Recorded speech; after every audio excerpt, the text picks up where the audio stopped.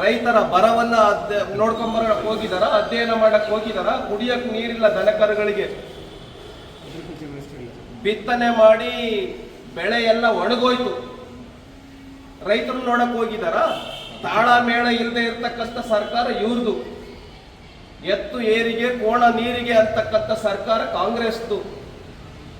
ನಮ್ದು ಪಾದಯಾತ್ರೆ ಒಂದೇ, ಗುರಿ ಒಂದೇ, ರೈತ ವಿರೋಧಿ ಬಿಡದಿ ಯೋಜನೆಯನ್ನ ಕೈ ಬಿಡಬೇಕು. ಏನು ಕಾಂಟ್ರವರ್ಸಿ ಇಲ್ಲ, ನಮ್ದು ಕ್ಲಾರಿಫಿಕೇಶನ್ ಮಾಡ್ತೀವಿ ಇಷ್ಟೇ.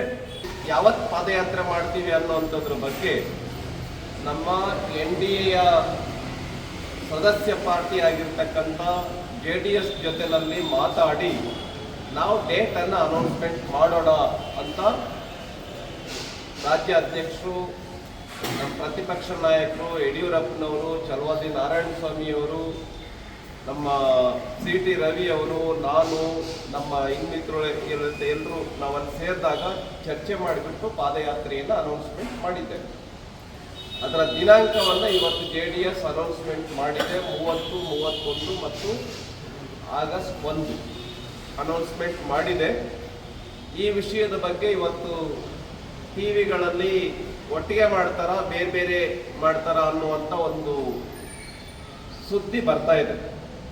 ನಾವು NDA ಈ ಹಿನ್ನೆಲೆಯಲ್ಲಿ ನಮ್ಮ ಎರಡೂ ಪಾರ್ಟಿಗಳ ಬೇಡಿಕೆಯು ಕೂಡ ಒಂದೇ ಆಗಿದೆ. ಅದೇನು ಅಂತ ಹೇಳಿದ್ರೆ, ಈ ಒಂದು ಟೌನ್ಶಿಪ್ ಯೋಜನೆಯನ್ನು ವಾಪಸ್ ಪಡಿಬೇಕು ಅಂತ. ಆದ್ದರಿಂದ ಈ ದಿನಾಂಕದ ಬಗ್ಗೆ ನಮ್ಮ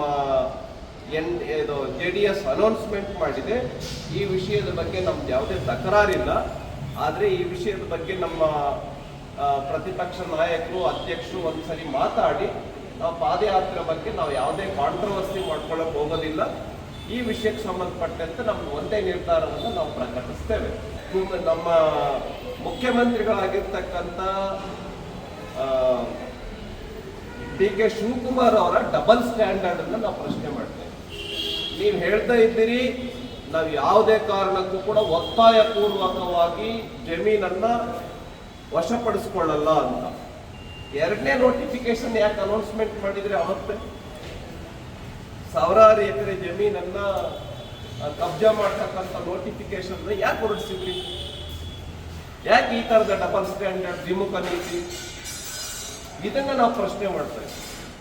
ಮತ್ತು ಅದು ಸಂಪೂರ್ಣವಾಗಿ ಫಲವತ್ತಾದ ಭೂಮಿ,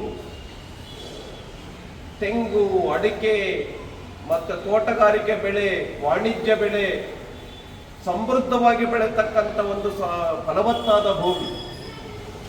ಅರ್ಧ ಎಕರೆ ಇರ್ತಕ್ಕಂಥ ರೈತರ ಜಮೀನನ್ನು ಕೂಡ ನೀವು ವಶಪಡಿಸ್ಕೊಳ್ತಾ ಇದ್ದೀರಾ. ನಿನ್ನೆ ನಮ್ಮ ಹೋರಾಟದಲ್ಲಿ ರೈತರು ಬಂದು ಮಾತಾಡಿದ್ದನ್ನು ತಾವೇ ನೋಡಿದ್ದೀರಿ. ಈ ಹಿನ್ನೆಲೆಯಲ್ಲಿ ಈ ಯೋಜನೆಯನ್ನು ಕೂಡಲೇ ಕೈ ಬಿಡಬೇಕು. ಸರ್ಕಾರಿ ಭೂಮಿಯನ್ನು ತೆಗೆದುಕೊಂಡು ನೀವು ಮಾಡಿ, ನಮ್ದು ಯಾವುದೇ ತಕರಾರಿಲ್ಲ ಟೌನ್ಶಿಪ್ ಮಾಡೋದ್ರ ಬಗ್ಗೆ.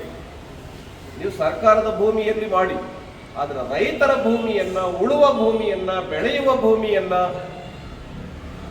ಅದನ್ನು ನಾಶ ಮಾಡಿಬಿಟ್ಟು ಟೌನ್ಶಿಪ್ ಮಾಡೋದೇನಿದೆ, ಇದು ರೈತರ ಸಮಾಧಿಯ ಮೇಲೆ ನಗರ ನಿರ್ಮಾಣ ಮಾಡಿದಂಥ ಯೋಜನೆ ಆಗುತ್ತೆ.